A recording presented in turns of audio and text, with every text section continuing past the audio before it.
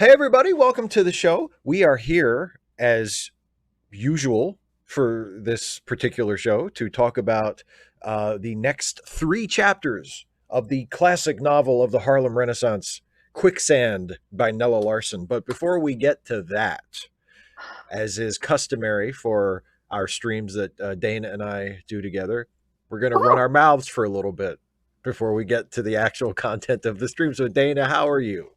that's like our entire channel. Yeah, yeah. Like I did I used one of my videos as the lesson today. And I mean, I'm just, it was so uncomfortable. I'm like, oh, I sound like that. Okay. Yeah, you don't like watching yourself. I don't. It's so awkward and weird. Um, so yeah, today was a day of ups and downs. Indeed. So a video that I have just recently filmed, and it was also weird because okay, so I'm going back and forth. Okay. So the video that I had, it's just weird because I was doing works cited, and the reason I did that video when I did was so that I knew that I was going to want to use it. So I had it prepared. I was all ready. It was great.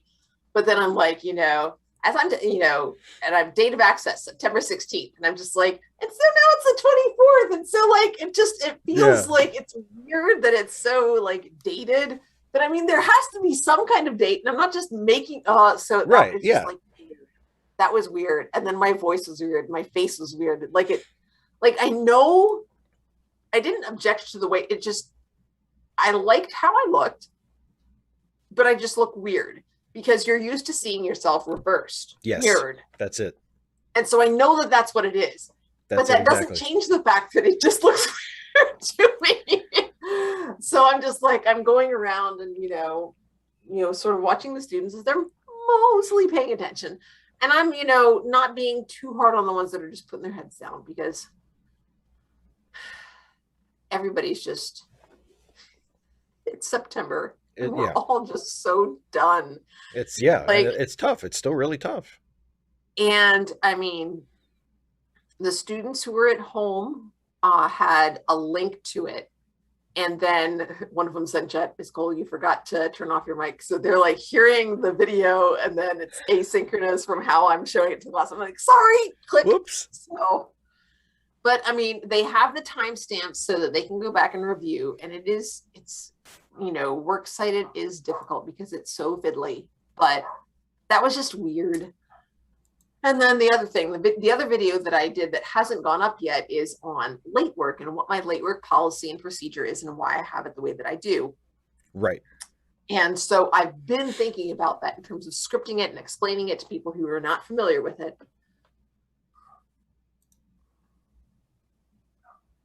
And my late work policy is that I take late work pretty much no matter what. I know I take late work no matter what, and I will absolutely grade it if it's at all possible.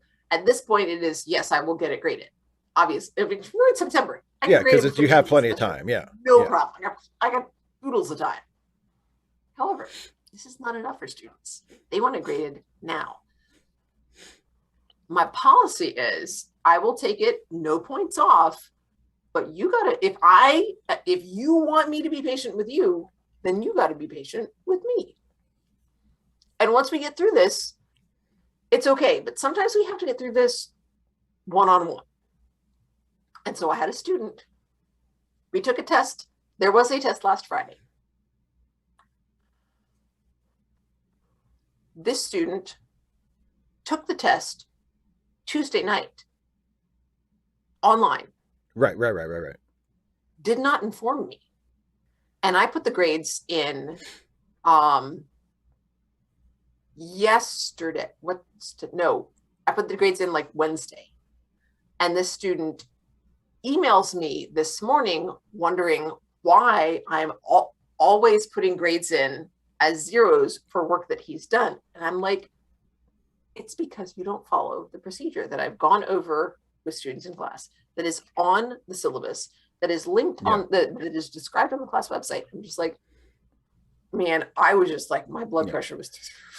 And a procedure that everybody has to follow. It's not like you're picking on that one student. I mean, Right. It's the Right. it's the It's a late work procedure that procedure for allows everybody. me to keep track of all this stuff when it's turned in after the due date. Like, we've moved on, buddy.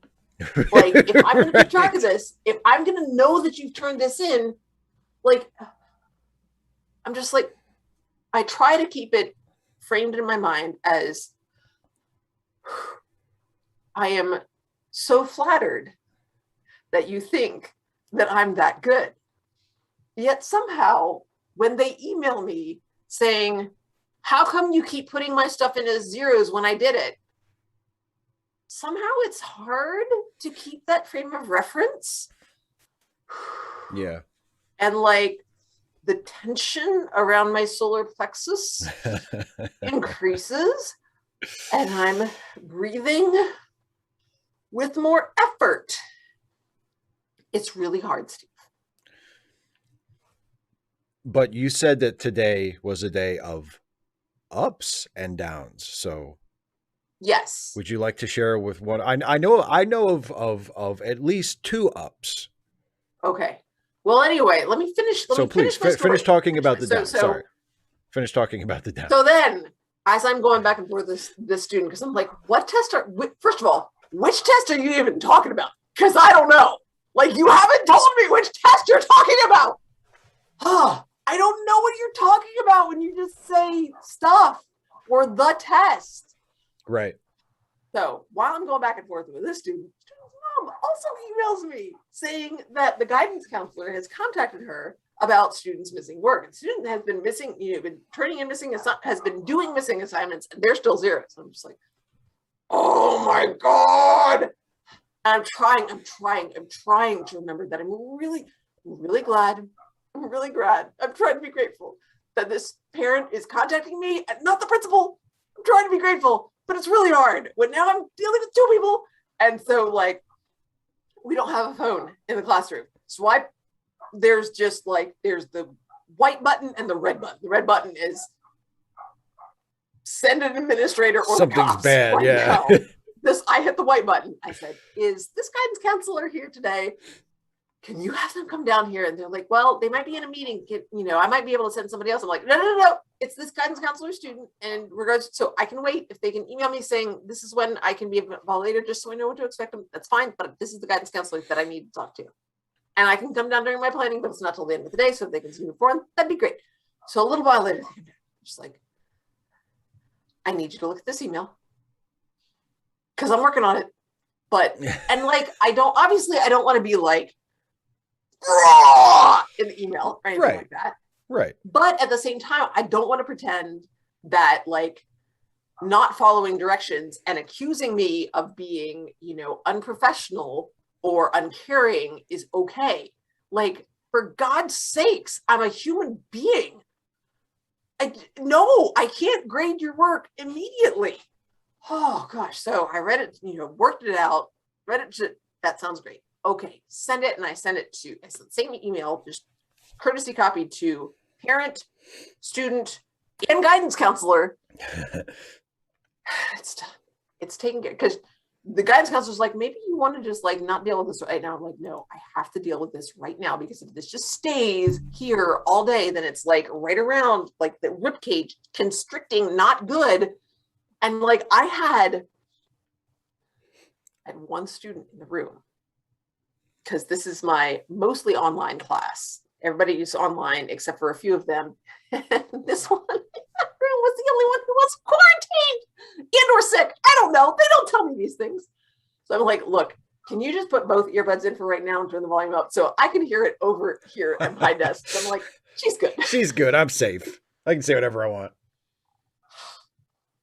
So we just refer to student and parent just in case. But I mean, I can hear the students music over here. Anyway, so that got taken care of. So that was a good thing. The other good thing, what was it? Oh, yeah. Oh, I nearly got hit driving home. Yeah. That's not a good thing. No, that's not the good part. Part of the good part was that I didn't get hit. The not getting hit is the good part. Yeah. Came out into like they turned and they were going into the turning lane because ours had 2 lanes each way plus turning lane. They came into the turning lane, but they hit it wide, and I'm in the left lane, so they almost hit me, and I'm just like, I hit my horn. Fortunately, there was nobody beside me because I quick looked and I pulled a little bit into the right lane just in case somebody was kind of behind me, but missed them. Okay, so anyway, in the next section of road, they zip out around me on the right because there's more people in the left lane, because in the next traffic light, they're all going to be turning left. But as it happens, I need to turn right. I'm just like, fine, just let them get past me. And then I end up right behind them. I'm like, great. I'm following them because, I mean, this is something I was like, they're going to think I'm following them because like, I'm a jerk. And I mean, the person behind me who also almost got hit leaned out the window and was yelling at him. I'm like, good for you. I just hit the horn. So anyway, so I end up behind this person. We turn and we go down this smaller road now. It's just 1 lane each way. And they're zipping along. And then all of a sudden they slow down. And I see that the person in front of them is going slow. Normally when somebody in front of me is going slow, it ticks me off. But this time it was just nice. And then I see that the vehicle in front of them is a school bus. So we gonna be going slow. Hope you're not in a hurry. And then so I'm just like, it's a sunny day. I don't have to be worried about getting pulled over because I'm going slow, like 5 miles. Speed limit through here, I think, was 35. We were doing like 27. Yeah. It's all good. Just trundling along, and this car, is just kind of, they had been kind of going over to the side and kind of peeking around until I'm guessing they saw the school bus. They saw the bus and they knew they were screwed. Yeah. Anyway, and then I see yellow flashing lights. I was like, oh yes. And then red flashing lights, and a little stop sign pops out. And stops, and Munchkin gets off, and I'm just like, ha ha ha. Take your time, and kid. Keep going. I'm like, oh, please let them keep going straight. Please let them keep going straight. They kept going straight. I turned left. Don't have to worry about the school bus. Don't have to worry about the jerk driver not knowing, paying attention to what he's doing. He's following the school bus, and I'm not. I'm just like, there's nobody on the road in front of me. I'm heading towards driving to the park so that I can, catch some Pokemon and spin some Pokestops and. That was right at the end of my day. So it was like, that was so nice. As Sarah says in the chat, the school bus had your back. Kind of had my front, but okay, technically, we'll go with that. Either way, technically. That was so nice. It was really nice. What was the other thing that I told you about? Apparently. Well, I was thinking also of the fact that up until a few minutes before we started to get ready for this, you were knocking the shit out of somebody on Twitter. I mean, you were just absolutely some doofus. And in fairness, they were saying shit out of that somebody on Twitter. The original point, when I went back to it, I was like, they were responding to somebody who said that somebody with an advanced degree shouldn't need a certificate. Like there was some discussion about that. Their point was that somebody shouldn't need to take undergraduate classes. And I'm just like, not necessarily, like, because I came back around to that. I was like, it's possible for many advanced degrees that you can go into an MEd program and get a certificate without having to take. It just depends if you've got the prerequisites or not, But they were like, oh, you shouldn't need a, teacher certificate to teach. I'm like, oh my God. You should, you should know what you're doing to teach. Well, yeah. Like, simply having a master's or a PhD does not mean that you're a good teacher. It doesn't. No. You may have and then they use the example of substitute teachers. Right. Who are not long-term teachers. Well, you can have like they said up to a semester. Yeah, you can have a long-term sub, but that's not permanent. It's still a long-term sub. Exactly. Yeah. And there are, and essentially it's considered an exception. And there are also provisional certificates available if you're in a high need area. And I'm just like, Google's your friend. None of this is news. I'm just like, it just shows your ignorance, and you're spouting off in your ignorance. And then they said something like, some 20-year-old stoner can get a job teaching kids, and da-da-da. I'm just like, there is so much wrong with that. And I'm like, so somebody, I'm like, name and shame. Or they said something like, you know, there are 20-year-old stoners teaching kids, and you're okay with that? And as opposed to somebody who has an advanced degree, and I'm just like, name and shame them. If they're stoners, you know, yeah, absolutely, dox them, call them out. Somebody who's showing up to a school high, that's like, first of all, it's against the law. Second, that's not appropriate for minors, like remotely. They're like, well, wait, why is that against the law? I'm like, stoner? Like, if you're identifying this person, if you smoke so much pot that it's your defining identifying characteristic. Yeah. And he's like, well, that's not what stoner usually means. I'm like, no, whatever, that dude. I'm sorry. We're done. No. We're done. If you're calling them a stoner, it's somebody who is usually stoned. Yeah. I'm just like, whatever. I have had many friends in my life who have on occasion smoked pot. Not all of them were stoners. Not all of them were called as such by the rest of us. Like that's a specific thing for someone who smokes a lot. Not just someone who smokes every once in a while, or even someone who smokes regularly, but you know, it's not like they're the center of their personality. And I forget who I was talking to about this. It's the difference between labeling the behavior and labeling the person. Right. And we, as a teacher, we talk about this a lot. We consider this. A good teacher considers this a lot. Like, and it comes up a lot in teacher discussions. Like, you don't label a student. You don't talk about smart kids and dumb kids. You don't talk about good students and bad students. You talk about good work and bad work. Sure. You label the work. The work is different from the student. This is work that you produce. I'm judging the work. I'm not judging you. Right. You produce this work. Maybe it's not, you know, and even the point of, you know, is this your best work? Maybe it's not. That's okay. It's okay not to produce your best work. It's perfectly fine. Not every day is going to be your best day. That's like literally the definition of best day. Every day cannot be your every day cannot be your best day. Yeah. And then I forget what it was. He's like, oh gosh, but he just went on, and I'm just like, just go on and stop your ignorance. I have other commitments. Bye. We talked about this, you know, off the air, but hang on. Sarah, kind of like I will get hammered.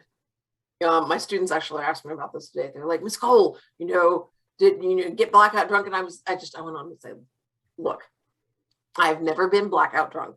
To my knowledge, that's not something that actually happens to me. Different people react to alcohol as well as other substances in different ways. And I have to be very, very not careful exactly, but, you know, I think about, you know, I enjoy being intoxicated. It's a very pleasant experience for me. So I have to think about that and be aware that I do it in a safe way.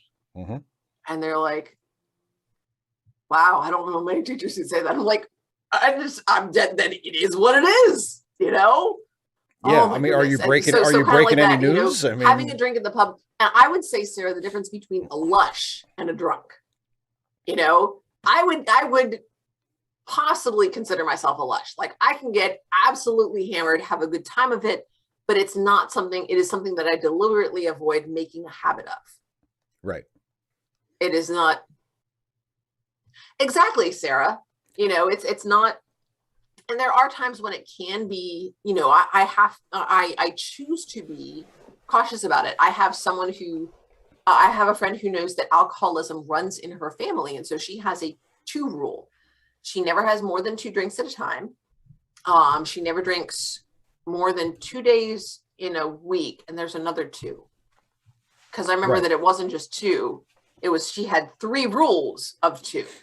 I don't remember what the third was. And it's just like hi, David. Yeah. Hi, David. But yeah, it's just like a pattern to make sure she doesn't go overboard.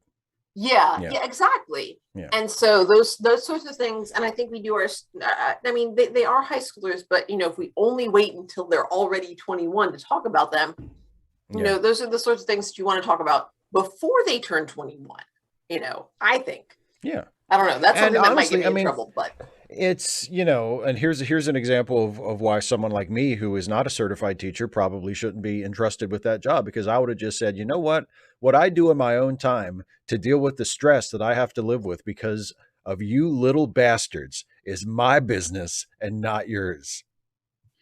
No, you wouldn't have said that. This was my homeroom, and we started doing this program year before last, the year that COVID hit, the school year that COVID hit. Yeah.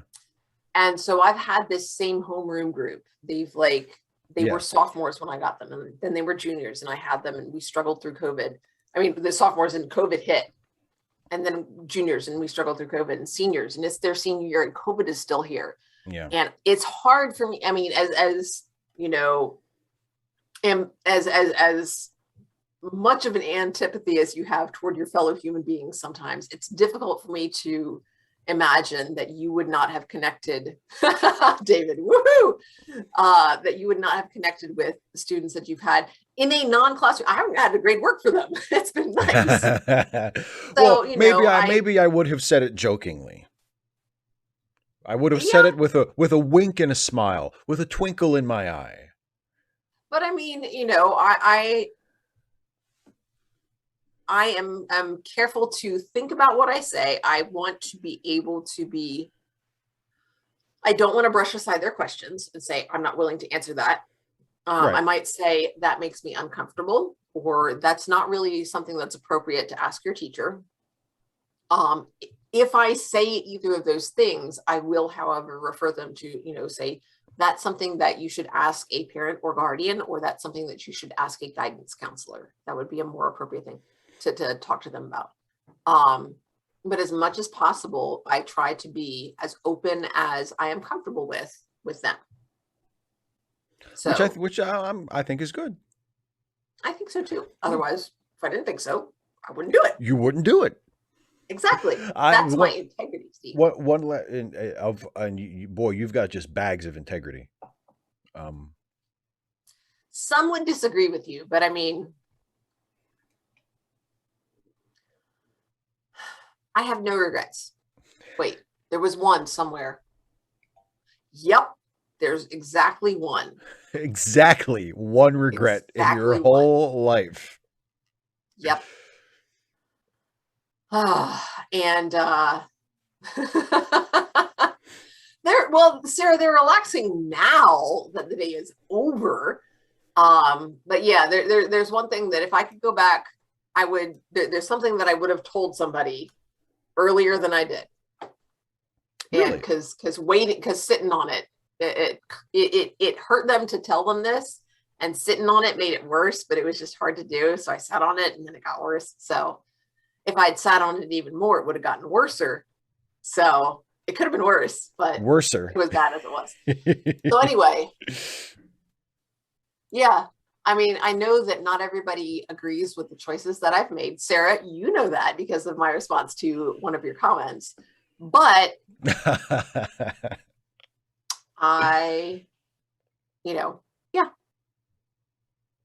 I'm good with my choices other than that. Oh, good. Well, I'm glad. I was just going to say one last thing about that Twitter thread was I was entertained by the fact that the guy you were having the back and forth with started out, asking a question about a potential solution to a teacher shortage, right? And okay, yeah. And by the end of the thread, at least by the end of the part that I read, he had basically revealed himself as just anti-teacher. Because he said something like, well, teachers have failed this country for decades. Maybe we should let smarter people have a try. So it's like, oh, okay. So you're not actually just having a disagreement over what might be a viable solution to a problem. You're just an anti-teacher jerk ass. Yeah, let's also be honest. There is no teacher shortage. There are plenty of people. There's a pay shortage. No, there's just a shortage of people who want to teach in these conditions. Yeah. I mean, well, yeah. I mean, it's not just pay. A lot of it, it's really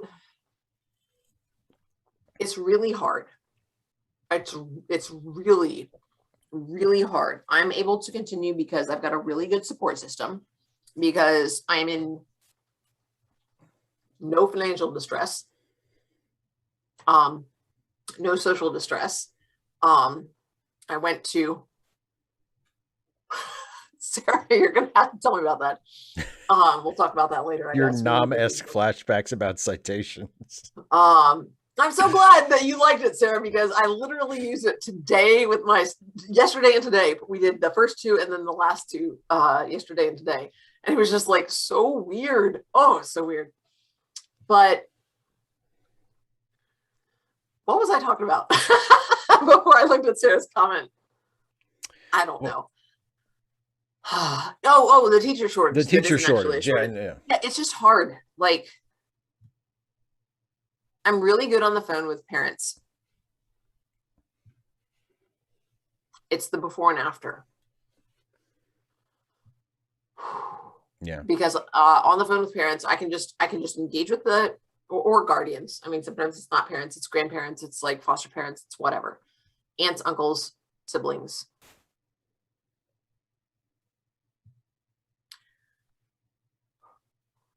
I've got students who are just so disengaged. Yeah. They're so lost and adrift, and they're promising that they're going to try harder, and trying harder is not going to work, and they don't realize it, and they're trying harder and it's not enough, and they can't motivate themselves because nothing seems to matter, because everything is just so messed up right now. And so yeah, one parent, the student's dad said, you know, they're telling me they're going to do better. They're going to do better. I'm just like, oh my God. And I said, you know, I asked if I could call, if there was a house number that worked. And the parent said, you know, we've got a house phone, but for some reason it doesn't ring. I'm not sure why. And I said, you know, they can make calls out. It's all good. Kid's safe. And the parent said, you know, could I give you student's cell number? And I was just like, whoa. I said, why don't I'll send you an email after you talk to the student, make sure that it's okay. Yeah. Don't just call out of the blue. Student. Yeah. Don't just go ahead, you know, ask first, please. And I'm just like, I just want to talk to this kid and say, we care about you, and we're sorry that you're not able to come right now, that, you know, that you're concerned about COVID, which is great. I'm so proud of you for keeping yourself safe, and please take care of your health. That's what's most important. And if you don't pass the class, that's okay. Hopefully your parents still love you. Because if your parents don't love you, if you don't freaking pass English, then your parents didn't love you in the first place and they suck. And I hope that's not my condolences on your shitty parents. Which, you know, sometimes it is. Sometimes parents are just, you know, they've got their own problems, and there's and it's so hard right now. It's so hard. And there's nothing. I'm doing everything that I can. Guidance knows about this. The counselor knows about this. The school social worker knows about this. And we just can't make it better. There's just nothing that we can do. There's nothing we can do that we're not already doing. We can't make the pandemic go away. And we can't make it better for these students. Yeah. And I had the students that I've got right now in my homeroom, they're seniors, and they're just like, we just really wanted a senior year. We haven't had a normal year since we were freshmen. I'm just like, I wish it could be different, and it's not. So it's really, really hard to be a teacher right now. And there's no amount of training that you could have had that would have prepared you for this. And but if you have good support from your colleagues, you can get through the day. And if you have good support at home, you can get through the evening. And then you wake up and you roll out of bed and you're just like, okay, I can make it through. I can make it through. I can make it through. And you do the best that you can. Mm-hmm.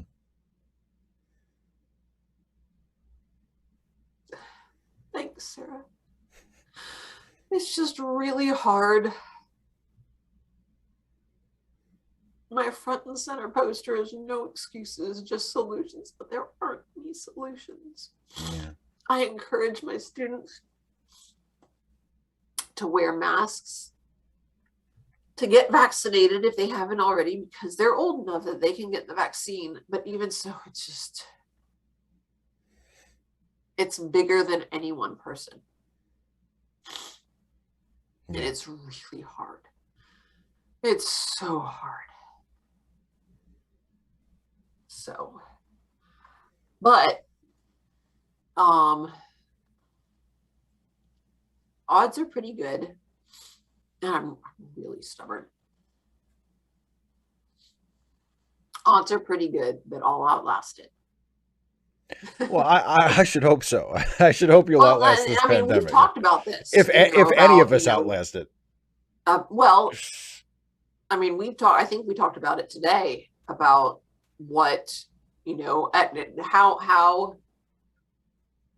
when the politicians started talking amongst themselves, because I'm confident that they have by now. Yeah. About what happens, what the plan is for if this doesn't go away. Right.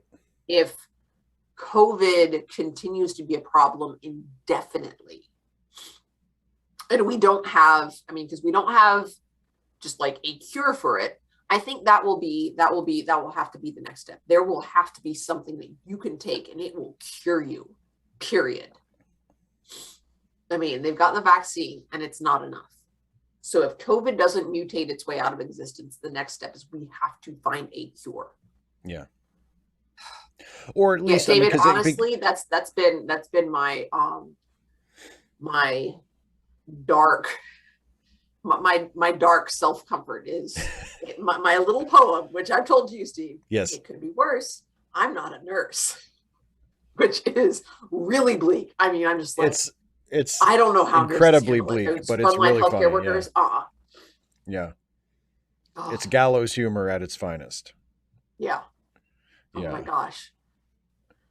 They're just. I had a checkup yesterday. They were like, they said, because up to this point, for a while, all of my checkups have been virtual because reducing contact, but this was an in-person one, so they could actually do an exam. And they said, "Do you want your flu shot?" And I'm like, "You can do that? Yes, please, thank you." Give me all the vaccines.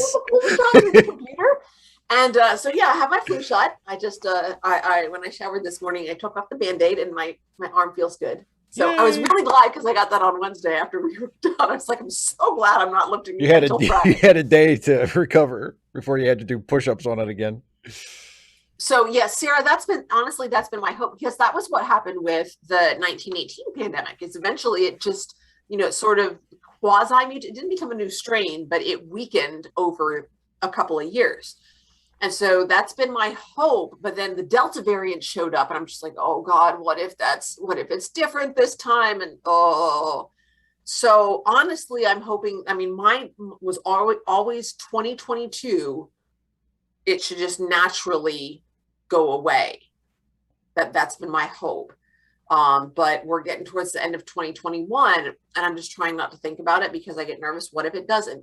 But now that that's come out of my mouth, that is the next step. Is there needs to be a cure. There are viruses that can be cured, period, full stop. It's possible to do that. And if there's ever been motivation to find, but that won't solve it. That really won't. That won't solve COVID. If COVID doesn't go away, we will need a cure. That'll be the next step. So I hadn't thought that through when we talked earlier. We talked about, what's the plan? Obviously more masking, additional social distancing, continuing that, but we're going to just have to come up with a cure. Yeah. Long term. Yeah. But it would be, I think it would, short of that, it would be continuing to push people to get vaccinated. No, not short of that. Short of that actually happening. I'm not saying vaccine so that you don't get it. Yeah. And then until a cure is widely available for free,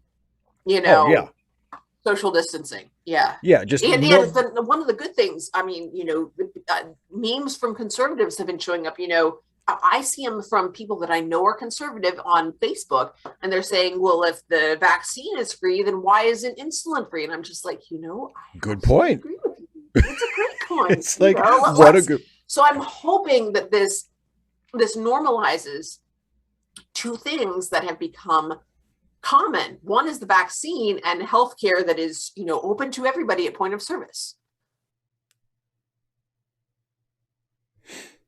See, Sarah, that's a bummer. That is definitely a bummer. Maybe an annual booster that, Yeah. I think but it I've needs heard to be, people. but a lot of people don't get the flu vaccine. And it should be, and that's another reason why universal health care would long term be something that might be normalized because of this.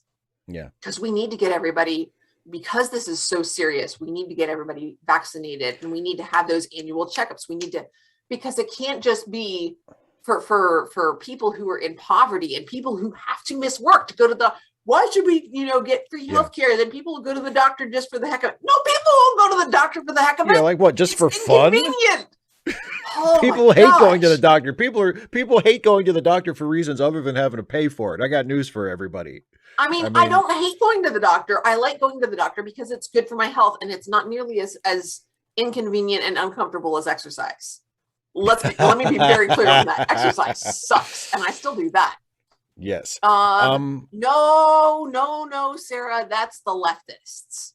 That's the progressives and the leftists and the crazy out there people, the Well, to be socialists fair, like there are. Bernie I and mean, AOC. Most the politicians, a lot of now general population supports universal health care, but as far it's not considered like solvable. We're still pushing for to expand Medicaid. No, excuse me, Medicare. well, both. Yes, no, Yeah. I mean, I'm pushing for universal health care, and Yeah. so Democratic socialists are pushing for universal health care. But your basic Democrat politicians don't see universal health care as passable at this point. And the current hope right now among basic Democrats is that we can get a Medicare expansion passed. Yeah. Oh, And by the way, gosh. one more David, quick you're right. one more quick point before we get to the book, which is all of this is also an excellent reason why everybody should cut people out of their lives completely who refuse to get the vaccine for non-medical reasons as much as possible. Like, I know that sometimes it's not always feasible. It's people in your family or people that you work with or people that you can't avoid contact with. But I mean, in general, especially at this point, when the vaccine has been available for, this entire year, and there are still areas of the country with, sub 50% vaccination rates, even though it's been available and free for this long. If someone in your life refuses to get the vaccine and they don't have like a legitimate medical reason to not get it, like they could easily get it and they are just choosing not to, I would recommend seeing that person as little as possible for the rest of their lives, which may not be very long. That is my recommendation.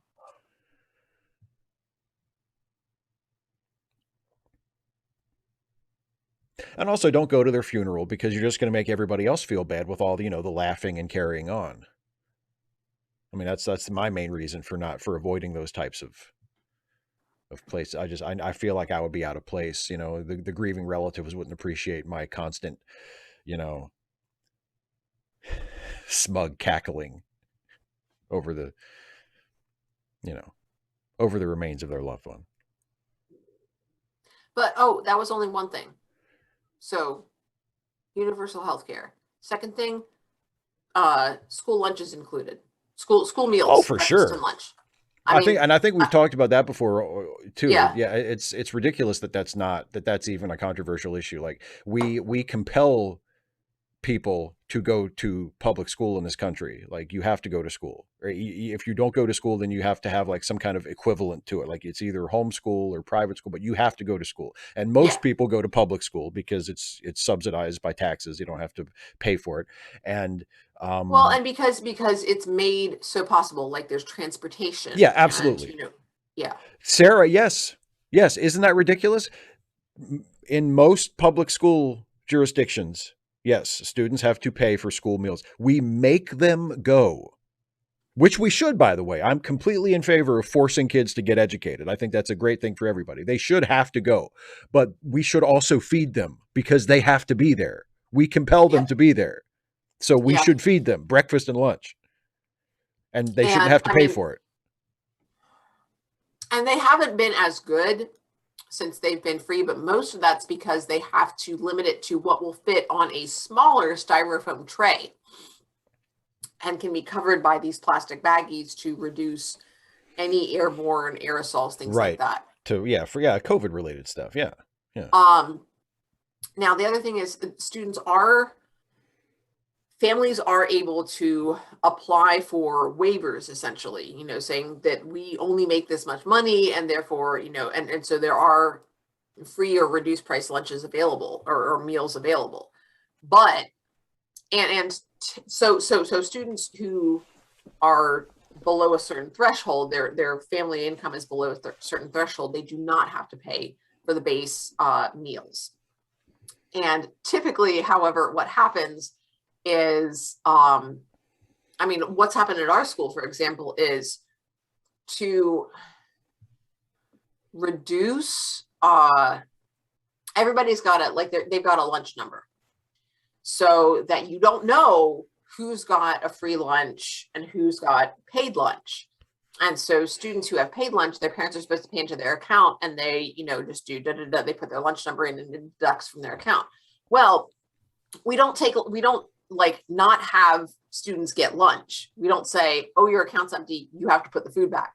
So they go through the line, pick out whatever they want, and then they'll be like, I'm hungry today, can I have extra pizza? They put their lunch number in, it just says, you bought extra pizza, somebody got to pay for it. So, when you see articles about student lunch debt, it's because they're buying extra stuff. Yeah. But honestly, I think that all students, it should just come out of taxes. Absolutely. It should be part of the budget. I don't have school-age children, but I will totally pay more in taxes. They're like, and conservatives are like, well, then you can just donate to the school and tell them it's for lunch. And I'm just like, so you're not willing to pay more in taxes so that children can eat. Yeah. Let's be clear on that. That's, oh my gosh. Well, it's the same thing. And Sarah, that's something I've said. I'm like, now that we're out of Afghanistan, we should have a whole bunch of money. That's been a crazy amount of money that we're spending. Granted, the way that we left was all kinds of hecked up. Yeah. But now that we got the money, let's not spend it on the military. Oh, I'm sorry. It's now 6:42. Shall we talk about the book? This is your channel, Steve. Come on. What am I supposed to do? Drive down there and put my hand over your mouth? I mean, mute your microphone. I don't know. You could mute your microphone and wait for you to stop talking. You could hit the little mute button. Oh no, this is my Zoom call.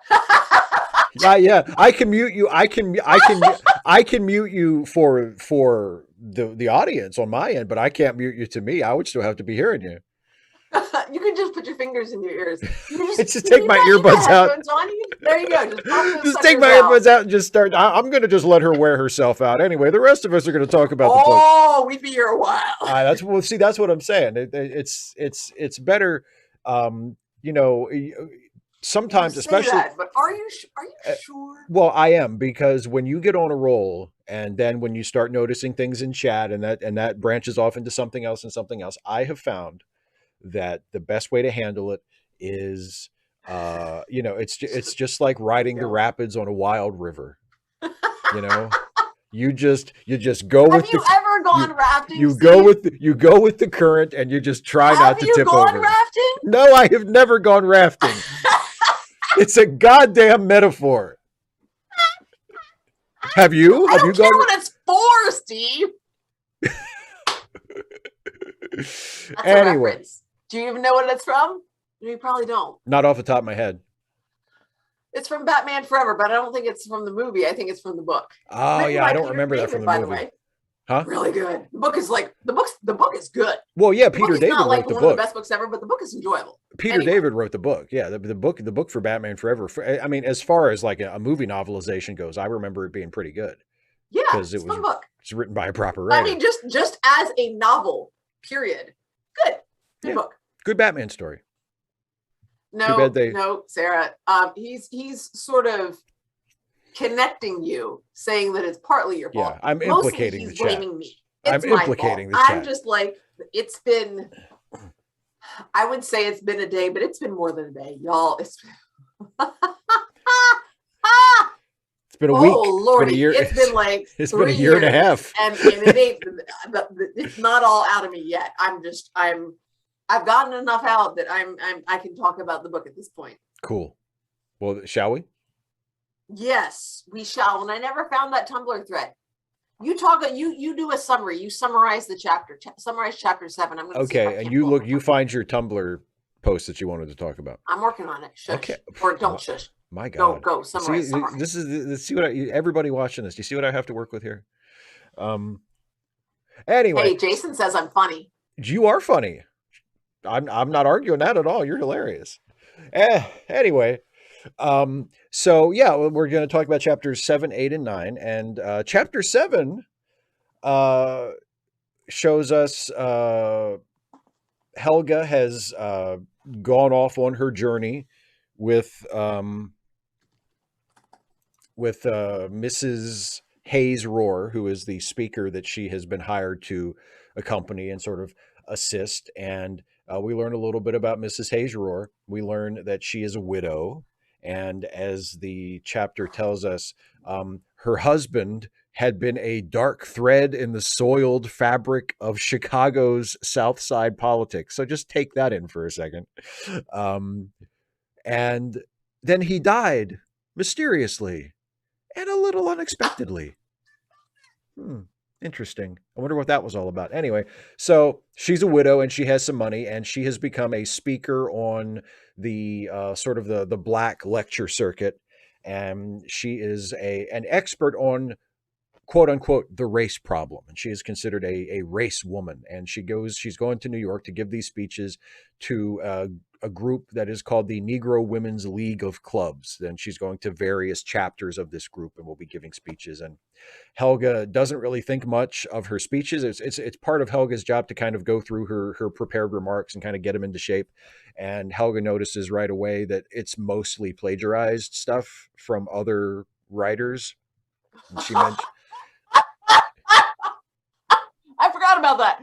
Oh my God, that's hilarious. That is hilarious. We'll talk about why later. Okay. Like later.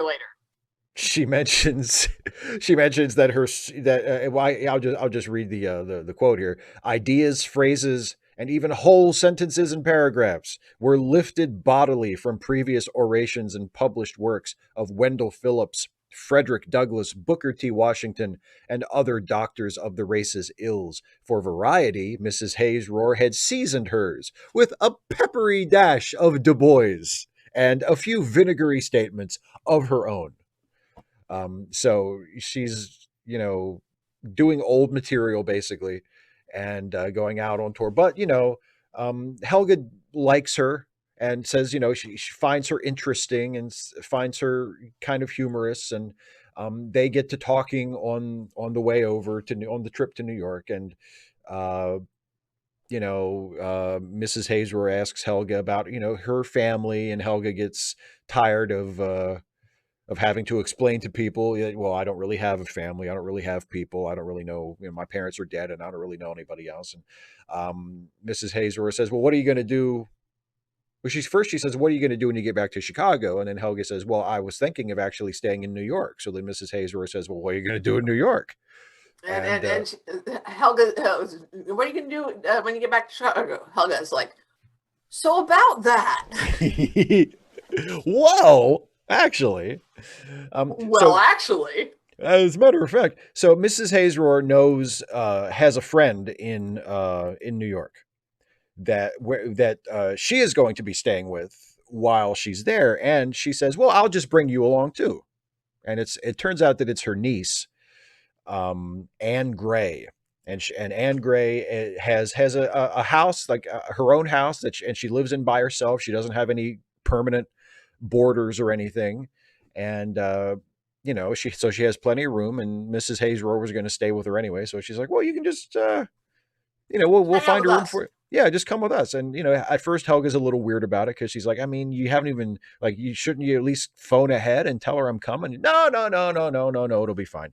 That was something that stood out to me, I'll say. The fact that she said phone and not telephone. I was like, okay then. Shouldn't we phone? Yeah. Oh, shouldn't we stop and phone? No. Like, shouldn't we telephone, or shouldn't we, shouldn't we place a telephone call? The fact that she said she uses like the shortened version phone. Like I associate that with like post-war era. Oh, Oh, I'll just interesting. phone so and so. You know what I mean? Right. It like for it to be, uh roaring 20s era, I was like, it's weird. Like it sounds almost futuristic. Like it sounds anachronistic to me, but I associate it with I'll just phone my friend, and like the Doris Day even into Yeah. that. Yeah. Definitely But I'm post-war. just Yeah. like, Yeah. okay, so that became like slang before I realized it. So that was really interesting as far as the use of language. God, you think it's something else that white people stole Oh from no, black I'm people? so sorry. Well, Sarah, like, see if you can save it or something, or I'll email it to you or something. I'll read it to you later. But we're not there in the book yet.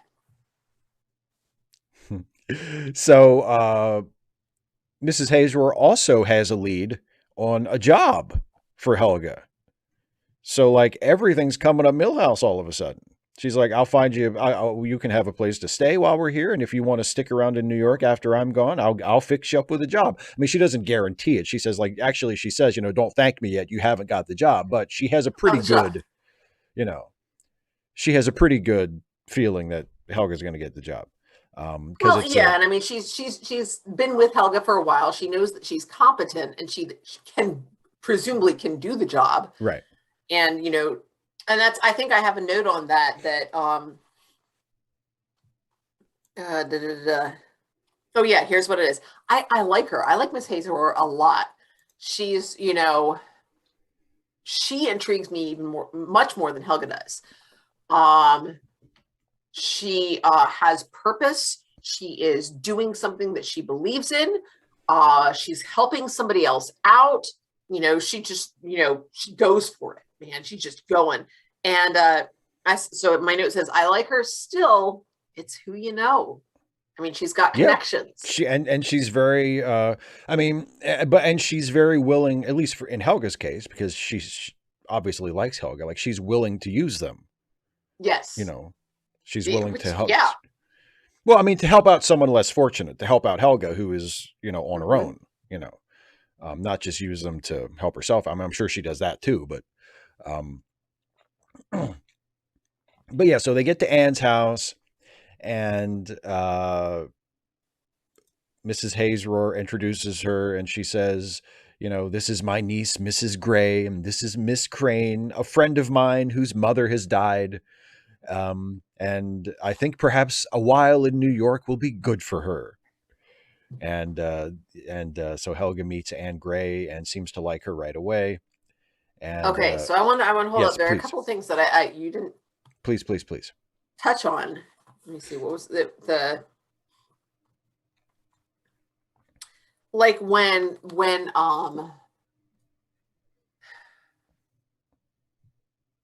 Mrs. Hayes Roar is sort of inquisitive about Helga's background, when she says she doesn't have any people, Yes, and and Mrs. Helga Hazor says everybody has people. like fine, and she's like bleh. And Yeah, the narrator, who is essentially Helga the author, let's be honest, we gotta insert here, says that this is one of the things, the fact that it's an interracial relationship, and that she's out, possibly born out of wedlock. That's one of the things that Black people, like white people, just don't talk about, pretend it right. doesn't exist, and therefore it doesn't exist. That then when Mrs. Hayes Roar says, this is a little friend of mine whose mother has died, the fact that she says her mother has died discourages anybody from saying anything about it. It sort of protects her. Yes, yes. And I have a note that so the chapter ends that she hears herself introduced this way, and she felt like a criminal. And I was Yes. like, oh, nice. I just like, oh, I loved that. Yeah, Like, that's a really good, yeah, it's a good line. I just, there's more to it, and I can't tell you, and you don't know, but I mean, if you did know, you would despise me, and just, oh, I was like, ooh, Yeah. it's just nice. I liked that So that's chapter 7, is arriving in New York and meeting Anne Gray, who she's going to be staying with. And then in chapter 8, the book actually surprises me a little in a pleasant way, in a way that I really appreciated, because instead of, picking up right where chapter 7 left off, and even, letting us see a little bit of, the lecture tour or whatever, we're told at the beginning of chapter 8 that it is now a year later. Yeah, I noted that too. I'm like, so okay, she has lots of adventures, and we get to hear about none of them. Yeah, but it like, seems like, I mean, like I say, it surprised me. It wasn't what I expected, but I think it works, because the whole point of this chapter, almost to a fault, is everything's great. Like, everything in Helga's life is awesome now. It's been a year. She's settled into New York. She's living with Anne Gray. And everything has been great. Everything but we has don't been. We don't hear about the great stuff, because you don't want to hear about the fun stuff. You want to hear about somebody else being miserable, so that you can be like, oh yes, my life in comparison is much nicer. Exactly. And that's where she is in this chapter. Everything's been great. She loves Harlem. She's come to view Harlem as like the entire world. I don't know if it's in this chapter or the next one, but there's a line where she talks about how, she and her friends her black friends will go to the white parts of town to go shopping or go to the theater or something, but they never consider themselves part of that world. They always want to come back. The end of this chapter, I think. Yeah, they want to come back to Harlem. And within the boundaries of Harlem is everything that you could need. And it's sort of like this little pocket of like an ideal society, where as long as you're there, as long as you stay there, you can kind of pretend that everything's normal, and you don't have to face the bullshit. Not that everything's normal, but that everything's great. Everything is the way it should be. Yeah. Yes. And she meets, I love that she, well, there's a couple lines in there that I really liked. Well, yeah, it mentions that she feels as though she had found herself, and I thought, no, it's not just that she found herself; she found her people, and I think it's a really great insight into Helga's character, that finding her people are people that agree with her that the people she was with before suck. Like, and I just think that's such a Helga thing, because like, we've seen that she was not happy in Naxos, and so when her New York friends talk about people down in Naxos, or those type of people, her New York friends looked with contempt and scorn on Naxos and all its works. This gave Helga a pleasant sense of avengement. What a great way to put that. So yeah, she has found people who hate the people she used to live with and work with just as much as she does. She feels like she's home. She's found her tribe. You know what I mean? And it's just, she's great. And her and Anne get along really well. It turns out that Anne also has a dead husband. And imagine that. So the aunt and the niece are both widowed. Interesting. And wealthy. All right, so Sarah, this was the link that I put in chat. So this is the Tumblr post that Steve, can I share my screen? You should be able to, yeah. Okay, let me see if I can put this up here. Click. Oops, no. I want to share. Here we are, down the penguin hole. Boop, boop, boop. Share. There you go. Okay, so you can see it. So hanging out with old people rules, because after a while they trust you enough to confess to murder totally unprompted. Wait, what? Sometimes old ladies had to kick the ladder out from under their stepfathers when they were girls, and that's valid. Oh, my little old lady murder story was her replacing the medication in her abusive husband's capsules with rat poison. Back in the day, our grandmothers worked on their marriages and didn't get divorced. Nah, friend, they couldn't get divorced, so sometimes they killed their husbands. My grandma murdered her first husband the first time he beat their daughter, and then, of course, the GIF. Good for her. Yes, notice from Arrested Development. All those lines, you see all them lines? Woo! There are a lot of stories like this. It's a lot of murder stories. to Helga, that's not the only, they're it's not, that's not just a white people problem. No, no, I love I love the line uh where it says because Anne Gray is supposedly so upset about the death of her husband Oh, oh that no, oh you can't no. even she doesn't even want you to talk about death around her, like in general, which Helga appreciated because that means that she never asked about her mom. You know, Yeah. she just didn't want to talk about it because her mom's So dead and she didn't want. convenient. Yeah, she didn't want to talk about it. But Anne tells her at one time, referencing Helga's mother, she says, "Oh, you won't talk to me about it, will you? I can't bear the thought of death. Nobody ever talks to me about it. My husband, you know." This Helga discovered to be true. Later, when she knew Anne better, she suspected that it was a bit of a pose, assumed for the purpose of doing away with the necessity of speaking regretfully of a husband who had been, perhaps, not too greatly loved. What a great what a great turn of phrase that is. Yep, And yeah. yep, yep. Golly gee. Let's um just not talk about things that are uncomfortable and possibly incriminating.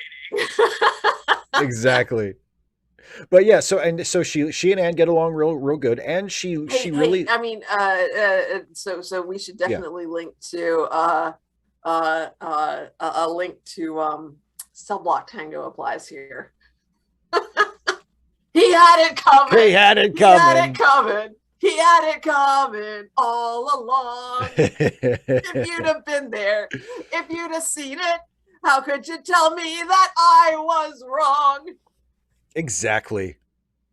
And Helga also likes Anne's house, which is a big deal for her because we get a couple of paragraphs here where she talks about how when she had first arrived in New York, and even when she was staying with Anne, but wasn't really sure if that was going to be a permanent arrangement, she couldn't really decide, even in her own head, like where did she want to live. She didn't like apartments. She didn't like the idea of living with anybody. So, and she didn't want to stay at the Y because the Y, she had stayed at the Y in Chicago, remember? And she just, she says it was too bare and impersonal and restrictive. So she's like, where the hell am I going to live? Um, and eventually Anne says, look, do you want to just stay here? Like, I like having you around and it's nice and it's a big house. We don't get in each other's way and we get along and, you're cool. I'm cool. Let's just stay here. So Helga's like, great. But it says because she says you can, if you decide to stay, think it over, right? Think it over and then let me know. And the next paragraph is Helga didn't, of course, require to think it over because lodgment in Anne's home was in complete accord with what she designated as her aesthetic sense. And I love this line. This is one of my favorite lines in the whole book so far. Even Helga Crane approved of Anne's house and the furnishings Yes, which so yes. admirably grace the big cream colored rooms. I just love that. It's a little bit of self-awareness creeping into the voice of like, Helga is a little bit much sometimes, isn't she? You know? Sometimes it's rare that she's not a bit much. And but I love that because even Helga thought it was nice. And you know how difficult she is to please. Um, you know, and so they seem to really like each other and get along really well. And life is just great. I mean, life is just really, really great. Um, for Helga in chapter 8, life is great in chapter 8. I didn't even plan that. That just happened. You're a Um, poet, I am. and you weren't aware of it I until just now. I'm a poet, and I was ignorant of that fact until very recently. Uh, Although that's I like, will, I yeah, will. So it finishes. The chapter finishes up. yes, That she was contented. Uh, and happy. She did yeah, not analyze this contentment, this happiness, but vaguely, without putting it into words or even so tangible a thing as a thought. She knew it sprang from a sense of freedom, a release from the feeling of smallness which had hedged her in, first during her sorry, unchildlike childhood among hostile white folk in Chicago, and later during her uncomfortable sojourn among snobbish black folk in Naxos. So my note from that is, why does she feel free in Harlem? What is so different about it from Chicago or Naxos? I mean, obviously, part of it's because these are her people, but I'm curious as to, like, the people here supposedly reject the ethos of Naxos. Yes, and that's and a we'll big see thing this for, more in the next chapter. We'll see this more in the next chapter. But like in the previous chapter, when I'm not familiar with Wendell Phillips, but my note in the next chapter mentions Frederick Douglass and Booker T. Washington and Du Bois. Yeah. And they mention uplift, the whole uplift movement. I mean, that's the Naxos ethos. Yeah. It's that if you behave like twice as good for half as much. It's like, if you have to show that you're better than them to be considered as possibly almost as good as them. Right. And that's what we're seeing from, I mean, that's what Mrs. Hayes Roars literally, she's talking, she is spouting, she's quoting from people who historically espouse that ethos. And, and at the same time, these are people who are rich and wealthy and who like fine things. So what's the difference? And I'm not sure that I really saw that. You know what I mean? Yeah. I think there's less restrictions and a different set of rules. And I think that's part of why it takes Helga a year to start feeling restless. Because the rules are different and they're more like, she not sort of her natural rhythm fits into those rules. But then she doesn't notice them at first. It takes her a while to notice that there are rules. They're just different rules than there were in Naxos. But there are these social rules that still, you don't talk about these sorts of things. They're not acceptable. They're not socially acceptable. You still have to be the best of the best to fit in here. That's a good point. And when she does start to become conscious of those rules, that's when the bloom sort of starts to fall off the rose for her. So yeah, let's go to chapter 9, because things were great in chapter 8. However, we're on chapter 9 and things ain't so fine. The very first line of chapter 9 is, but it didn't last. This happiness of Helga Crane's. It's like, oh, she had it good for one chapter, and now it's all starting to fall apart again. She had it good for a whole year. We just skipped most of that.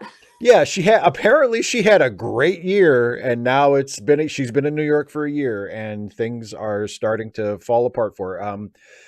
It says, as the days multiplied, her need of something vaguely familiar, but which she could not put a name to and hold for definite examination, became almost intolerable. She went through moments of overwhelming anguish. She felt shut in, trapped, and, she talks to people about it. She talks to herself about it. She says, well, maybe I just need a vacation. She takes a vacation. That doesn't help. She takes some time off work. That doesn't help. There's this sort of existential dissatisfaction that has seeped into her, all of a sudden after having this great year. And it says she's afraid, like she's worried that, this is going to be a permanent thing. Like she thought this was going to be home. She loved it in Harlem. Now all of a sudden she's starting to feel like shit again. What's going on? She even starts to not like Anne so much anymore. And this is related to what you were talking about, the political stuff, the social reform movements, going to talks, talking about what is at this time called the race problem. Anne is really big into that.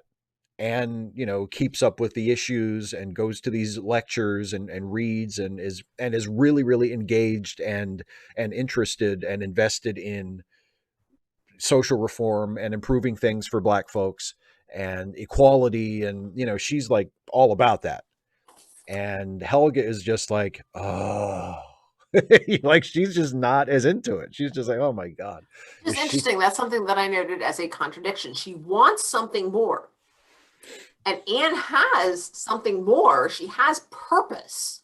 She has Yes, something she cares about, something she's passionate about. But it's not the right thing for Helga. And so she disdains that. And so that's really interesting to me. Is, yeah, I want something, but yeah. not that. Yeah, well, because Anne is like we find out because when we're first introduced to Anne, she seems like this sort of just like okay, maybe she murdered her husband, but maybe not. Maybe Mrs. Hazor did that for her, as you suggested when we talked about this earlier today. Like maybe she didn't do Uh-huh. it. Maybe her aunt did it. Hang But on. but Sarah, a gal's gonna go to CERN. But keep in mind, honey, sweetie, you're still so little. I mean, the world is wide and you are going to have opportunities after this. Plus, I mean, once, as you've said, COVID, becomes more manageable, things will start changing and open up again. And hopefully the US will get universal health care and lots of people will have vaccines and COVID won't be a concern. You can come visit us. Yay! yay, And you can go to Chicago. sweet home Anyway. Chicago. And Except also, it's a movie, so you can just like watch the movie, you can just watch the movie. which I think you already have. Anyway, Apparently. You have my permission. Thank you. You're so welcome. But yeah, Anne, she is not just sort of socially conscious. She like straight up hates white people. I mean, she's like, fuck white people. This is all their fault. And it says social equality and equal opportunity for all were her slogans, often and emphatically repeated. But she considered it an affront to the race and to all the varicolored peoples that made Lenox and Seventh Avenues the rich spectacles which they were, for any Negro to receive on terms of equality any white person. She feels like very strongly that Black people deserve to be lifted up to equality with white people, but that does not mean that when we interact with white people under these conditions of inequality, that we should treat them as our equals. I can kind of see where she's coming from there. Like, Yeah. she's sort of like, I she mean, is a it's that member of the, like I said earlier, it's that whole, twice as good for half as much. yeah, she's a And then you member of, realize that you're twice as good and the people that you're supposed to treat as your equal have been giving you half as much. So it's kind of difficult to yeah, treat them as equals when they've been being so crappy and that you have yeah. yeah. So, but I don't blame Anne at all. I don't blame her. I don't blame her either. But Helga But also, the phrasing of it is, Helga seems to notice some contradiction that's where I with was Anne. going. That's where I was going. Yeah, go ahead. No, that's exactly because I also in terms of Helga wants more, Anne has more, Anne has purpose that Helga doesn't have, and yet that's not the purpose that Helga wants. There's still some contradiction there. There's also contradiction in Anne's, the way she views and interacts with white people, and then also we get a little bit later into this page, and she has purpose and she considers herself above white people, but she, quote, aped their clothes, their manners, That's and where I their was going. gracious ways of living. Yep. I don't know. Was that word as loaded at the time as it is now? I don't know. Ape just means, I wonder. I would not be. I mean, the whole, monkeys from Africa Yeah, thing. I get where you're going. I mean, maybe Helga and Larson use that word intentionally here with a little bit of stink on it, because I mean, obviously this is Helga taking a not very Yes, a complimentary negative view. view of, you know, um, but yeah, she points out, yeah, not only their clothes and their manners, but she goes on to say, she's proclaiming the goodness of black culture, but she No, personally, wait. yeah, She's yeah. proclaiming the goodness of Black people. Well, it says good things of all things Negro, but then it gets into cultural stuff because it says, Yes, but the cultural stuff is the stuff that she doesn't like. well, that's what I'm saying. Yeah, That's where I'm going with this. yeah. While proclaiming loudly the undiluted good of all things Negro, she yet disliked the songs, the dances, and the softly blurred speech of the race. She prefers white music to black music. It says, like the despised people of the white race, despised by her, we must note. Mhm. She preferred Pavlova to Florence Mills, John McCormick to Taylor Gordon, Walter Hamden to Paul Robeson. Theoretically, however, she stood for the immediate advancement of all things Negroid and was in revolt against social inequality. So, She was Helga in notices revolt this. against social. So it's interesting that that she specifies social inequality. Doesn't mention political inequality. It doesn't mention financial inequality. And the things that they mention are all artistic. And in Yes. fairness, the only two names that I recognize are Pavlova and Paul Robeson. It's interesting because it was the first and the end. And in fairness, I did know who Pavlova was first, but I am now more familiar with Pavlova since I've started eating the dessert that has been named for her. And it's really good, you guys. A Pavlova is like a mixture of it's meringue, and then there's whipped cream, and then there's berries, like sliced strawberries and raspberries and black. Oh my goodness, it's so. And then you layer that, and or you can tray it out and roll it and slice. Oh my gosh, it's so good. It's so good. And I know that she was a ballerina, and I know that she really liked this dessert. So she's Well, there you known go. for liking a dessert so much that it was named after her. I'm like, that's my kind of woman. Yeah. She ate She that shit so really. much they named it after her.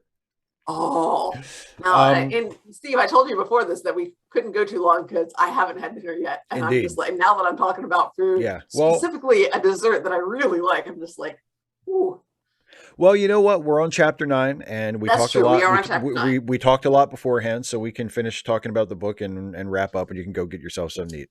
And I also recognized John McCormick as well. He was a great Irish tenor in the tens and twenties.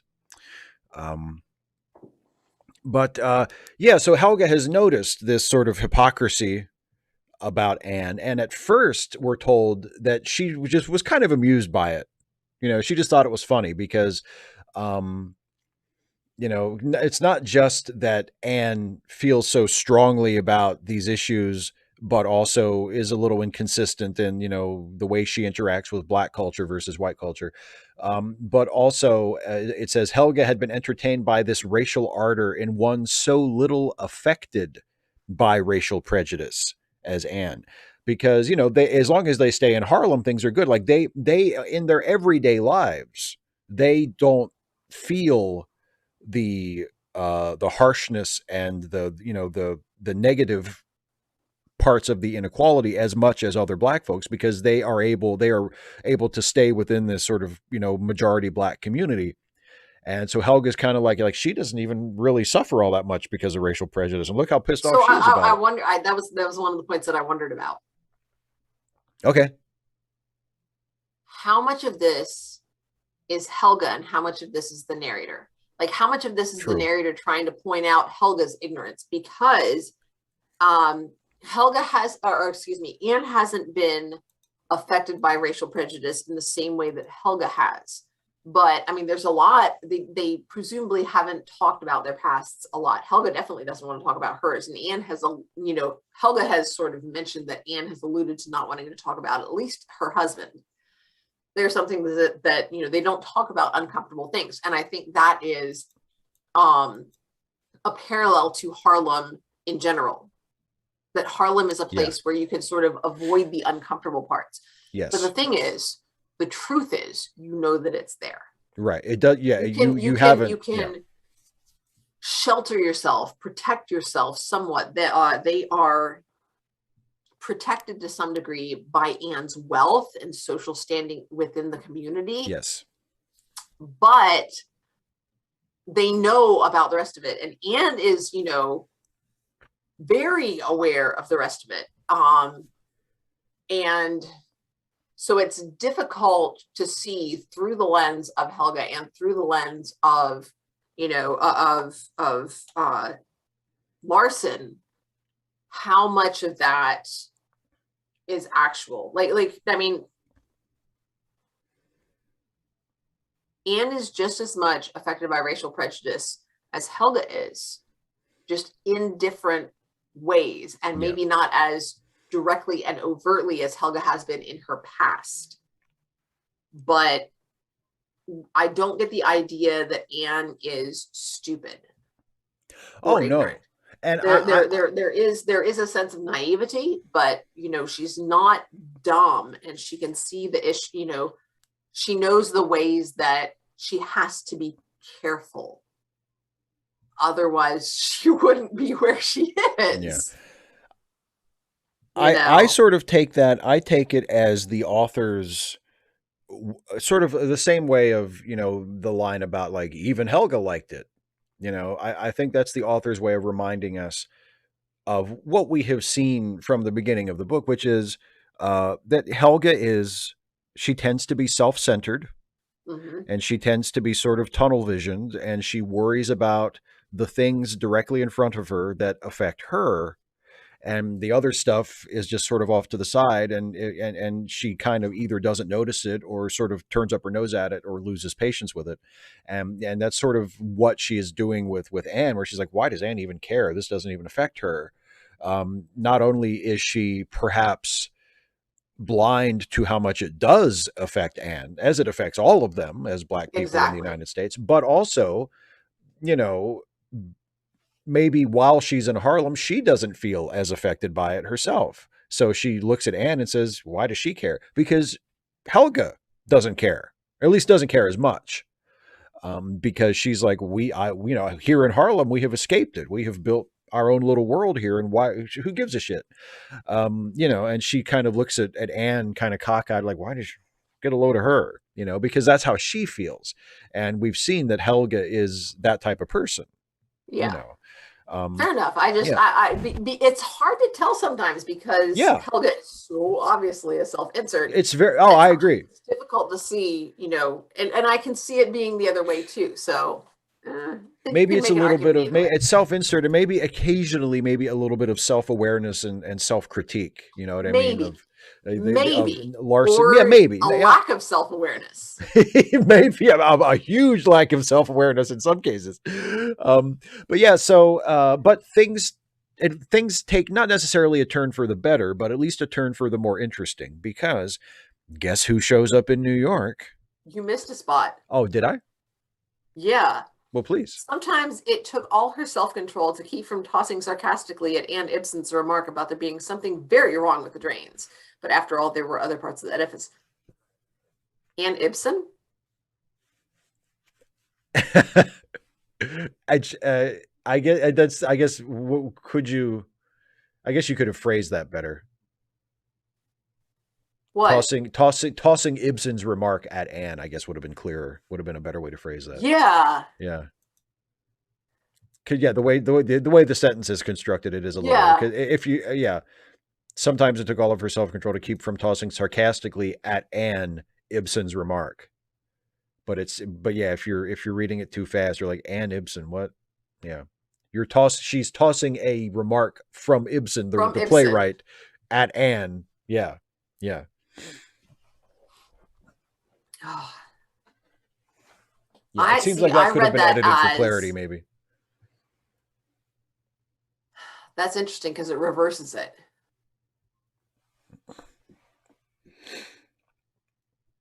Because I read that as her essentially the author equating Anne with Ibsen. Really? No, I didn't. I didn't read it that way.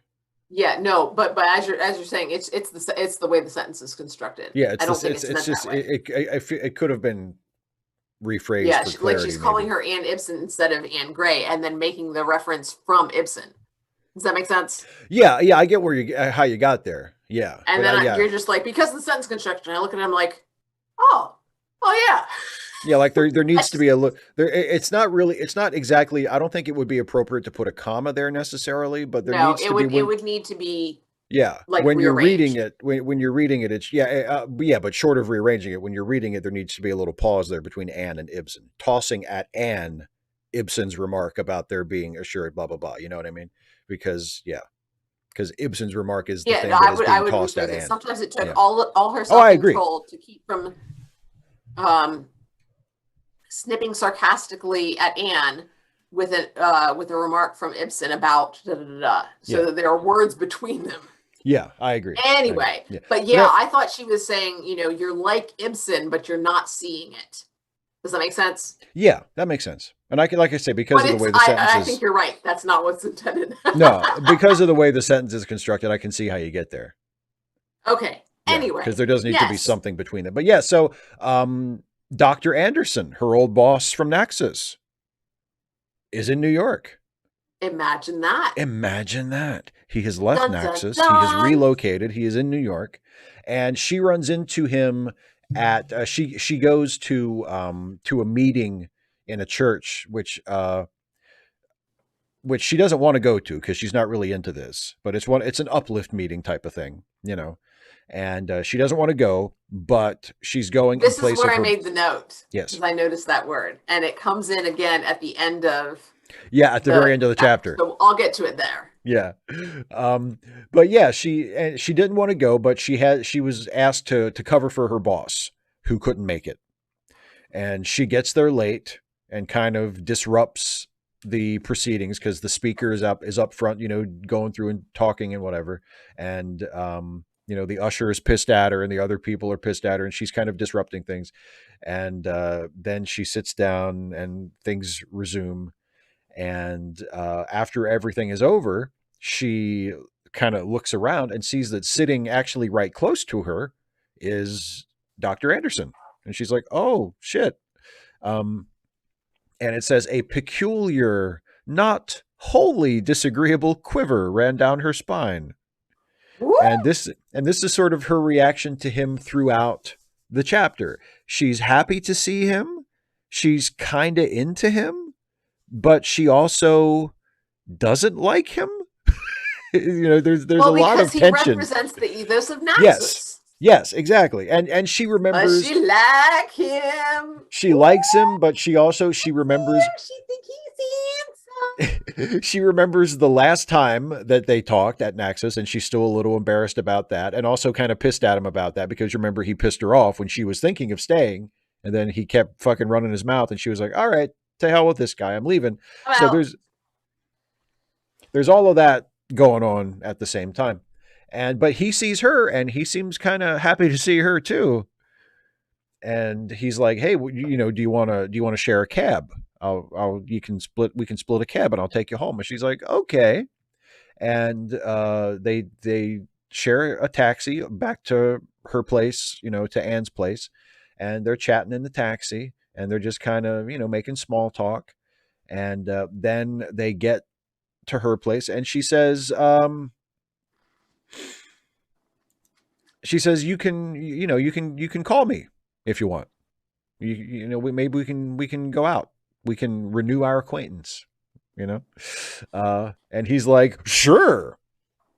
And then she goes back in, and you know, she's kind of like has trouble falling asleep because she's all wired about this now. And it says, far into the night, she lay planning speeches for their next meeting, so that it was long before drowsiness advanced. But she's like already rehearsing what she's going to say to him the next time she sees him. She's all excited about it. But at the same time, there's still like that sort of tension in her mind of like, yeah, but fuck that guy, you know? So he does come to see her 3 days later. They make a date for 3 days later. And at the last second, she gets cold feet and she says, and you go out with him. I have something else I have to do. It just, I remembered, I forgot, and I remembered.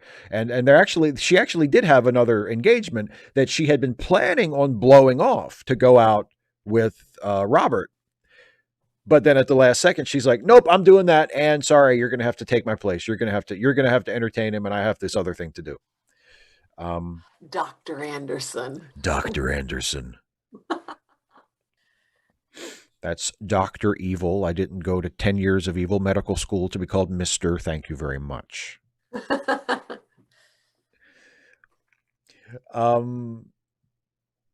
But yeah, but then after she breaks their date, she regrets it and wishes that she hadn't. And just so that she could be mean to him. Yeah, exactly. That's part of what she rehearses. She's thinking of all these like cutting remarks that she's going to make at him, and No, that she would have made at him. That she would have after the fact. That's the way it works. Yes, exactly. Oh boy, if I had been there, I tell you what. Here's what I would have said: this and this and this. Exactly. And so, she gets home that night and Anne's not there. And she's a little disappointed because she wanted to, because she knew that Anne had hung out with Dr. Anderson that night and she wanted to see what Anne thought of him, but Anne's not there. So the next day she's talking to Anne, and Anne kind of fills her in on Dr. Anderson's situation and tells her that he had left Naxos. Apparently it says Naxos had given up on him. His contract had not been renewed. He had been fired, something. It says he had been too lenient, too liberal for education as it was inflicted in Naxos. Now he was permanently in New York, employed as a welfare worker by some big manufacturing concern, which gave employment to hundreds of Negro men. Uplift, sniffed Helga contemptuously, and fled before the onslaught of Anne's harangue on the needs and ills of the race. And that's the end of the chapter. So it's perfect. It's like, oh, of course he would be working for a place like that. Yeah. And she's like, oh, and she leaves. But as you pointed out, she's also kind of into him. So that's where we leave things at the end of chapter 9. With the contradictions. Yes, very much. Pulling in two different directions. So, so I first became aware, I was first made aware of the term uplift by the work of Ibram Kendi. Okay. Who, yes. Wrote Stamped from the Beginning, which, let me take a look.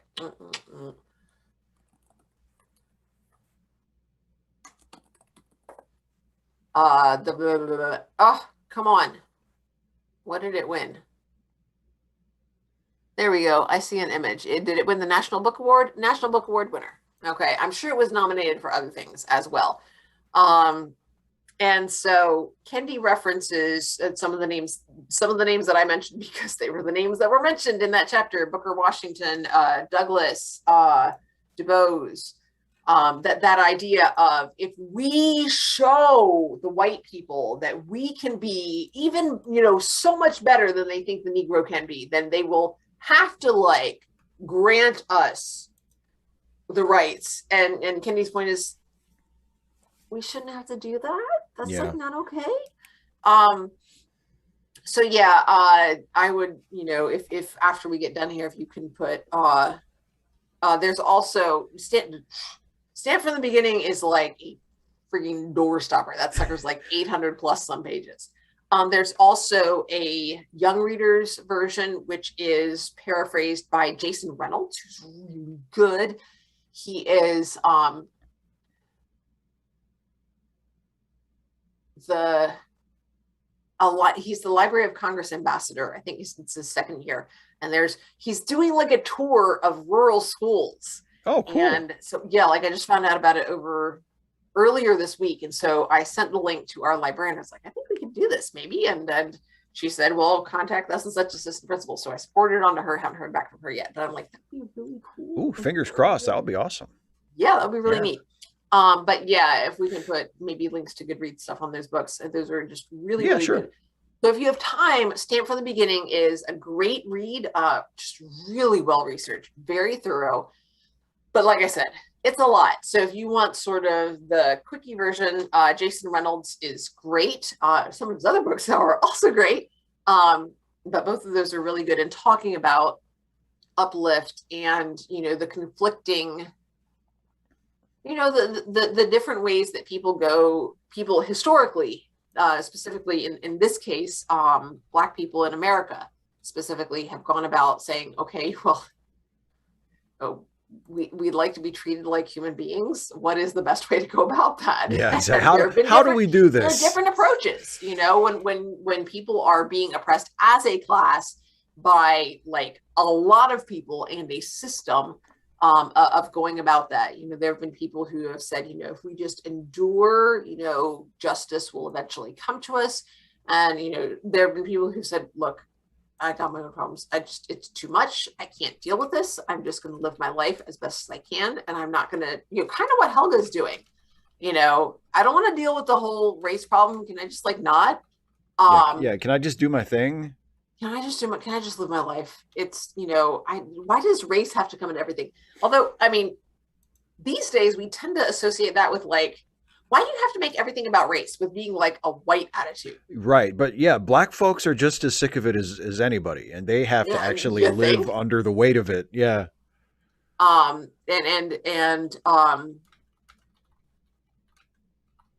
then also people who like Malcolm X, who have pushed for, this is not okay. And we will do whatever it takes. And that may require violence. So definitely different people have had that. No group is a monolith, and different people have had different ideas and practices on how to deal with that, with, as Helga puts it, the race issue. Yeah.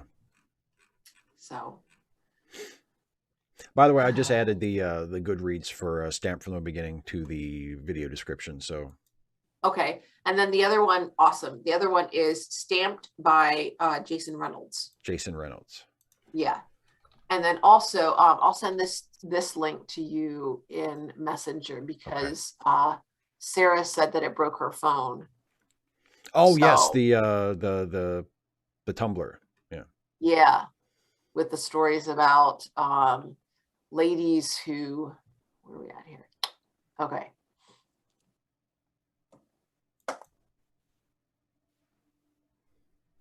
Or not necessarily ladies, as I have said. Formerly married women who become not married.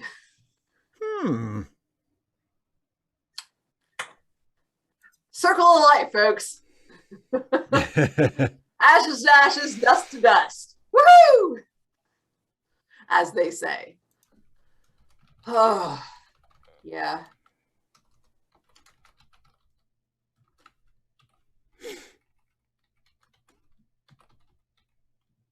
Yeah, so yeah, we're I just wanted to add everything to the description before we wrap up, so I don't forget. So yeah, we're in a very things have spun into a potentially interesting. Oh man, we're gonna have to tell Random Geek that his job is being taken over. Yes. Oh yes, Sarah, thank you, Sarah. Yes. That would be a very, very different channel. A very different channel indeed. Cold dates would be, yeah, very different kind of channel. Usually it'd be like, yeah, that's not happening anymore. Or actually, no, what it probably would be me talking a lot about food. When you go out for dinner, you'd hear nothing about who I went with. or how that part of it went, I would have limited interest. I would talk about the food. Yeah. And we would hang on your every word. Oh, I love food I so much. know. And let me tell you, I mean, I don't know, maybe it's because I've spent most of my adult life now in the Chattanooga area, but Chattanooga has some good restaurants, you guys. If you like want to come hang out in Chattanooga, like we can easily go a week and I will gain 10 pounds. And I will temporarily regret it, and I will regret the exercise and the lack, the reduced eating that I have later. But oh man, we could go to the terminal, we could go to Stir, and we could go to the Hot Chocolatier. There's a restaurant, not a restaurant, I guess it's like a cafe that specializes in hot chocolate. And then there's Needlelove's Bakery, where I went yesterday for a late lunch after I had my doctor's appointment. And that's just on the south side. On the north side, we've got Embargo 62, which is a Cuban cafe.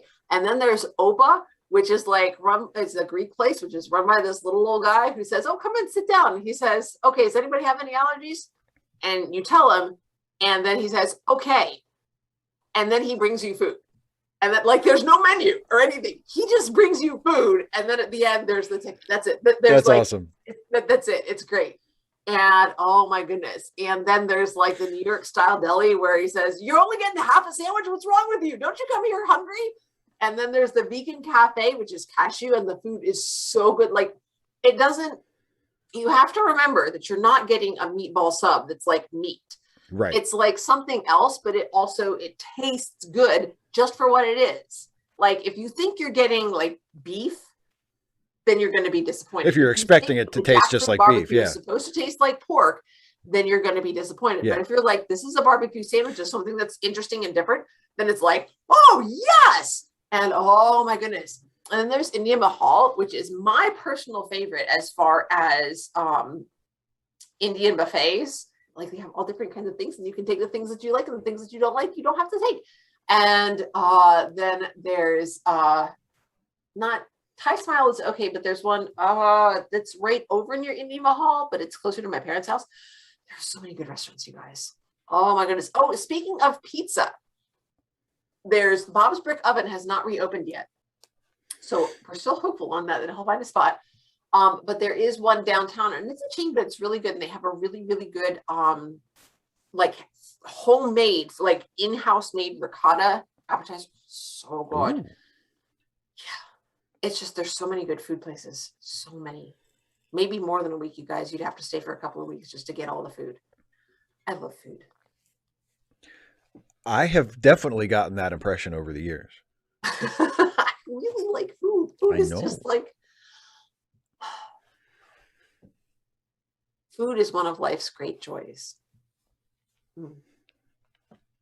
I love food. Well, let's wrap this up. And then cakes and pastries. There's also another Greek place that has really, really, so they're more of a cafeteria style, and they have everything laid out behind the thing. And then also, if you can just drive around and look for the ethnic bakeries, the ones that don't have, they just have, it helps also if you can read the word bakery in different languages. Not, but there's all kinds of Spanish pastelerias and carnicerias as well. You can get some really good cuts there. But yeah, there's all kinds of Spanish stuff around here. Hispanic, I guess, but it says it in Spanish, and it's just okay, yeah. Bakery, let's go there. And then I don't think it's still there, but there wasn't a Persian or Arabic bakery, and we found it because we smelled it. I'm not joking. We couldn't tell what it said, but we were in the area, we were at a park or something. We're there's some bread nearby. So we ended up finding this bakery, and they're oh, you want some, they had these smallish loaves, and we each got a loaf, and they were just they were these not quite flat breads, but not as big as a normal Cobb style. Oh, fresh bread, you guys.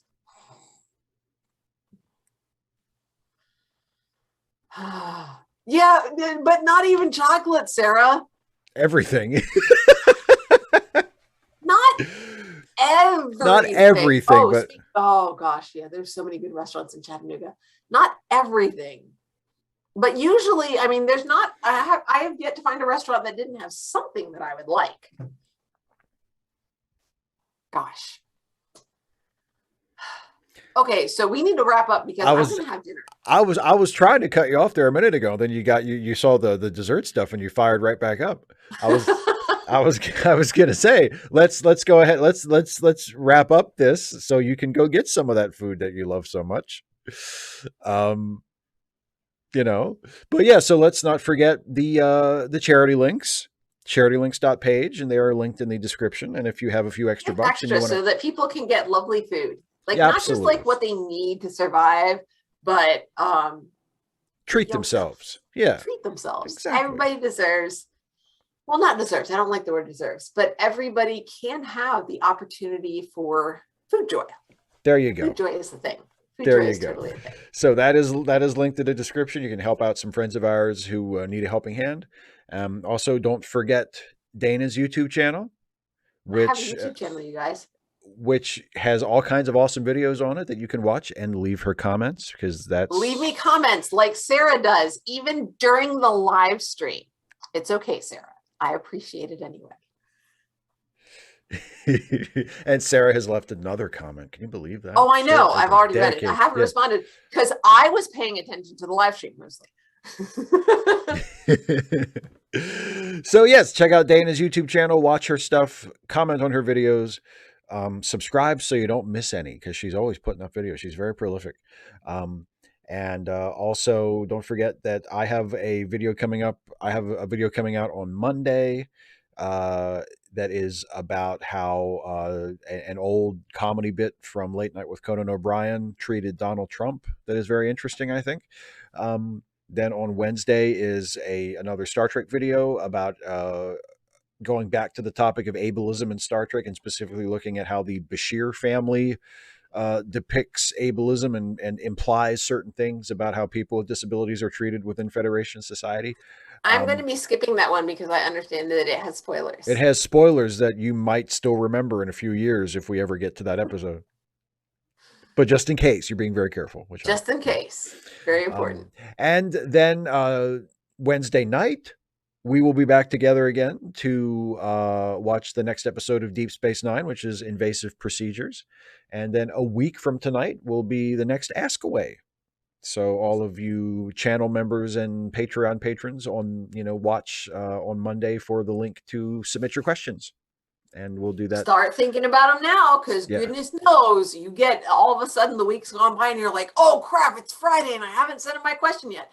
Not that I would know about that. I was just going to say, who are you talking about? Anyone specifically, or? Yes, I am. CMAC. CMAC. He's always putting his questions in at the last minute. And if he doesn't, he says, guess what? I'm not putting a question. Exactly. He's like, you're wasting characters, man. Just ask the question. Anyway. You don't know that. Maybe he wrote it out and is like, oh, I wasted characters. And then he looks for ways that you don't necessarily need the there. You can take that out. Editing it like a tweet. Like, I can take that. I don't need to say We've that. all done it. We've all done it. We've all done it. There's no way I can take any more words out of this. It won't be coherent. That and can become an ampersand, and I've got 2 more characters. What am I going to say? Anyway, go have dinner. Right. Thanks for watching, everybody. We'll be, and of course, in 2 weeks, chapters 10, 11, and 12. 10, 11, and 12. Yeah, 10, 11, and 12 in 2 weeks. Look, I have a real book now. I mean, I don't have it because I got it from the library, because libraries are awesome. But yeah, I actually have. Beautiful. Okay. Really for now. Bye. Bye, everybody. Have a good weekend.